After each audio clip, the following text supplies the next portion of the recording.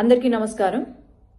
నిన్న వైసీపీ నాయకుడైనటువంటి అంబటి రాంబాబు గారు చేసిన కామెంట్స్ ఏవైతే ఉన్నాయో సభ్య సమాజం కూడా తలదించుకునేలాగా సిగ్గుపడేలాగా ఉన్నాయి.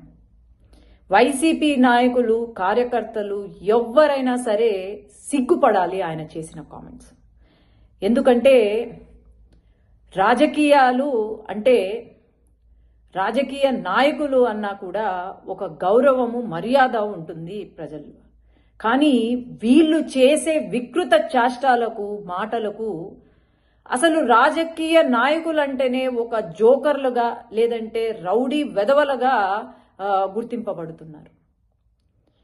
ఒక రాష్ట్ర ముఖ్యమంత్రి 4 సార్లు ముఖ్యమంత్రిగా చేసి 48 సంవత్సరాల అనుభవం ఉన్న వయసులో పెద్ద అయినటువంటి మన రాష్ట్ర ముఖ్యమంత్రి నారా చంద్రబాబు నాయుడు గారు 24 గంటలు కష్టపడుతూ ఉంటే రాష్ట్రానికి మేలు చేయాలి అని చెప్పి మన రాష్ట్ర భవిష్యత్తు బాగుండాలి అని చెప్పి కష్టపడుతూ ఉంటే ఓర్వలేక వీళ్ళు చేస్తున్న నాటకాలు ఏవైతే ఉన్నాయో అవి ఎవ్వరూ కూడా సహించరు. ఏంటండి ఆ మాటలు? నోరుంది కదా అని అంబటి గారు ఆంబోతులాగా అరుస్తూ ఉంటే ఇక్కడ ఎవ్వరూ ఊరుకోరు. ఈరోజు ముఖ్యమంత్రి గారికి నేను క్షమాపణ చెప్పాలనుకుంటున్నా. ఎందుకంటే మాకు ఆయన ఆర్డర్స్ ఇచ్చారు.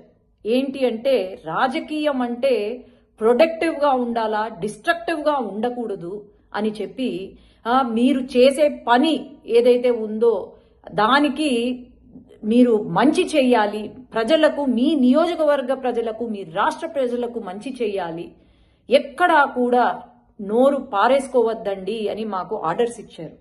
కాబట్టి ఇంతవరకు మేము చాలా ఓర్పుగా మా పని మేము చేసుకుంటున్నాం.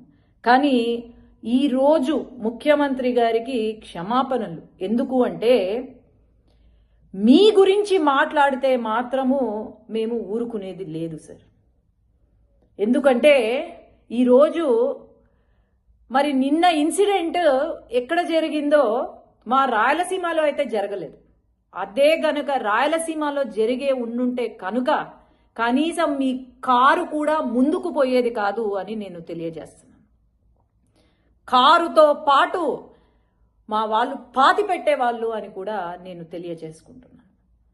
ఏంటండి ఆ మాటలు? ఆంబోతులాగా ఊరి మీద పడ్డం కాదు. ఒక లాయర్